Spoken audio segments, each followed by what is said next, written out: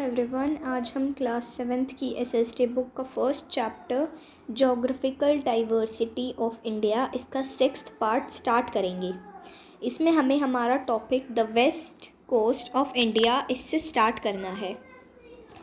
The west coast of India stretches from Gujarat to Kerala, passing through Maharashtra, Goa and Karnataka. Most rivers here originate in the Western Ghats, flow swiftly and form estuaries. The coastline is shaped by alluvial deposit from short rivers and features coves, creeks and estuaries, with the Narmada and Tapti estuaries being the largest. तो फिर जो west coast है India का वो stretch करता है गुजरात से केरला तक, कि गुजरात से केरला तक वो है पूरा वेस्टर्न कोस्ट। इसमें ये महाराष्ट्र, गोवा, कर्नाटका से होते हुए जाता है और मोस्ट रिवर्स जो वहाँ पे मोस्टली रिवर्स हैं वो वेस्टर्न घाट से ओरिजिनेट करती हैं और वो ऐसे धीरे धीरे करके स्विफ्टली जाती हैं और फॉर्म करती है एस्चुरीज़ को। एस्चुरीज़ माने रिवर का वो माउथ जहाँ पे वो सी में मिल जाएगी। ये एक एस्चुरी है कि जैसे ये जा रही है रिवर और बाद में ये सी के अंदर मिल गई। The coastline is shaped by alluvial deposit from short rivers and feature coves, creeks and estuaries with the Narmada and Tapi estuaries being the largest. कि जो नर्मदा और तापी रिवर के माउथ सबसे बिगेस्ट हैं एस्चुरीज़ के मामले में, कि जैसे ये रिवर है, ये यहाँ पे जाके बहुत ज़्यादा वाइड ओपन हो गई जिससे कि वो सी में मिल रही है। और जो ये वाला एरिया है इसको कोव्स कहते हैं। क्रीक्स छोटी छोटी रिवर्स में जो ये बट जाती हैं, जैसे कि कोई रिवर है वो जा रही है तो वो हल्का फुल्का ऐसे ऐसे साइड में होके आ जाती है, तो ये इसे कहते हैं creeks.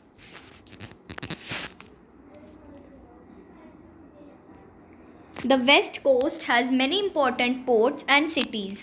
These have been the centres of economic activity from millennia.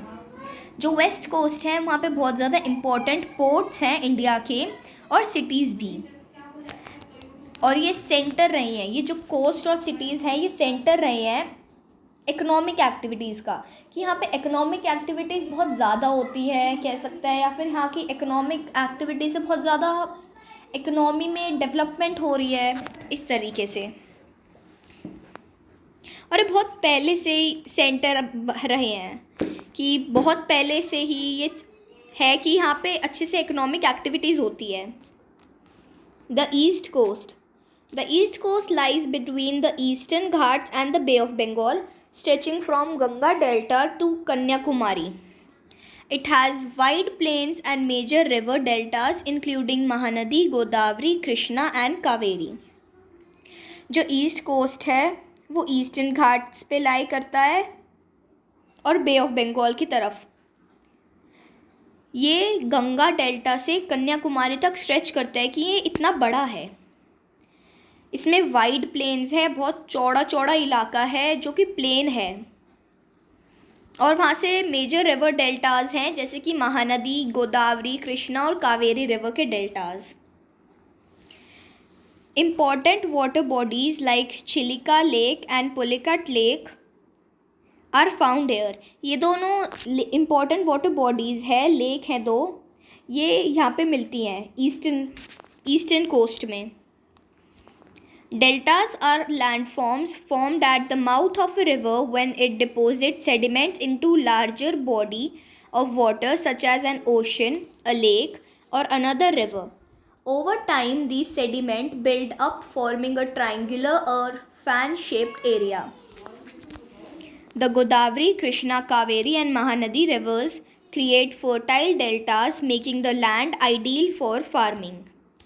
जो डेल्टाज है वो ऐसे लैंडफॉर्म होते हैं जो कि रिवर के माउथ से बनते हैं। जो रिवर का माउथ होता है वो डिपॉजिट करता है सेडिमेंट्स को, छोटे छोटे कंकड़, छोटे छोटे पार्टिकल्स को किसी लार्ज बॉडी ऑफ वाटर में, जैसे कि ओशन हो गया, लेक हो गया, या फिर कोई और रिवर पे जैसे ये सेडिमेंट्स कहीं पे इकट्ठे होते जाता है तो फिर वहाँ पे ना ऐसे ट्रायंगुलर शेप का बन जाता है, ट्रायंगुलर या फिर फैन शेप्ड एरिया बन जाता है, इसको हम डेल्टा कहते हैं। जो गोदावरी, कृष्णा और कावेरी रिवर है, इनके डेल्टास बहुत ज़्यादा फर्टाइल हैं और यहाँ पे फार्मिंग बहुत इजीली हो जाती है, कि ये बहुत आइडियल हो चुके हैं फार्मिंग के लिए। यहाँ पे फार्मिंग बहुत अच्छे तरीके से कर सकते हैं। Indian islands. The Indian island refer to the group of islands scattered across the Indian Ocean, the Arabian Sea and the Bay of Bengal, which form part of India's territory. जो Indian island है इसमें वो island group हैं जो कि Indian ocean, Arabian सी और बे of Bengal में है। ये जो आइलैंड ग्रुप हैं वो इंडिया से अटैच तो नहीं है, पर फिर भी ये इंडिया की टेरिटरी का ही पार्ट माना जाता है, कि वो इंडिया का ही पार्ट है, इंडिया के पार्ट में ही मानते हैं हम उन्हें।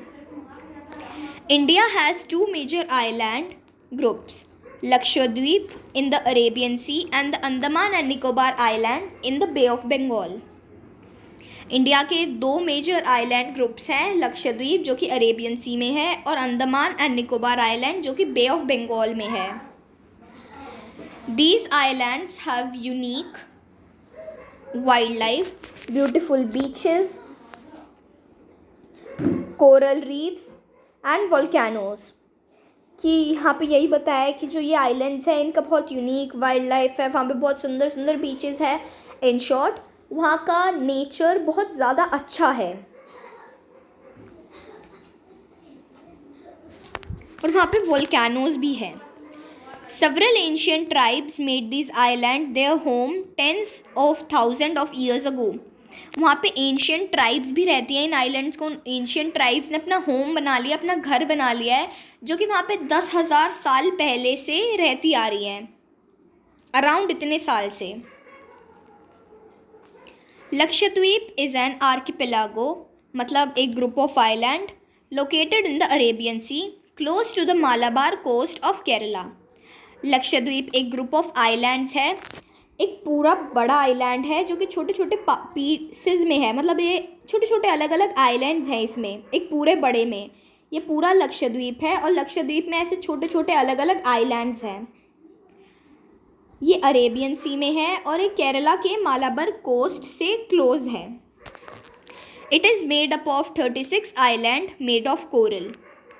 ये 36 आइलैंड से बना है जो कि कोरल से बने हैं। Not all islands are inhabited by people. जो ये 36 के 36 जो आइलैंड है, 36 आइलैंड्स हैं, ये इन सब में ही लोग नहीं रहते हैं, कि सब में ही हैबिटेट नहीं है। India controls a vast marine area allowing for fishing, resource exploration and environmental protection. जो इंडिया है वो वहाँ के वास्ट मरीन एरिया को कंट्रोल करती है, फ़िशिंग अलाउ करने के, रिसोर्स एक्सप्लोरेशन वगैरह इंडिया ही कंट्रोल करती है इनका। Andaman and Nicobar islands. This archipelago comprises more than 500 large and small volcanic islands divided into 2 distinct groups, the Andaman and the Nicobar Islands. Their location is very important। ये जो Andaman and Nicobar वाले islands हैं उनमें 500 small और large volcanic islands हैं,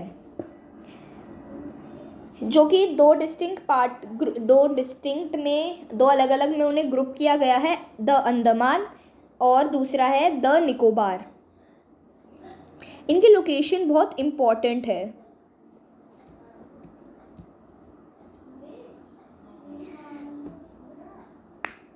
फिर यहाँ से हम हमारे नेक्स्ट पार्ट में स्टार्ट करेंगे।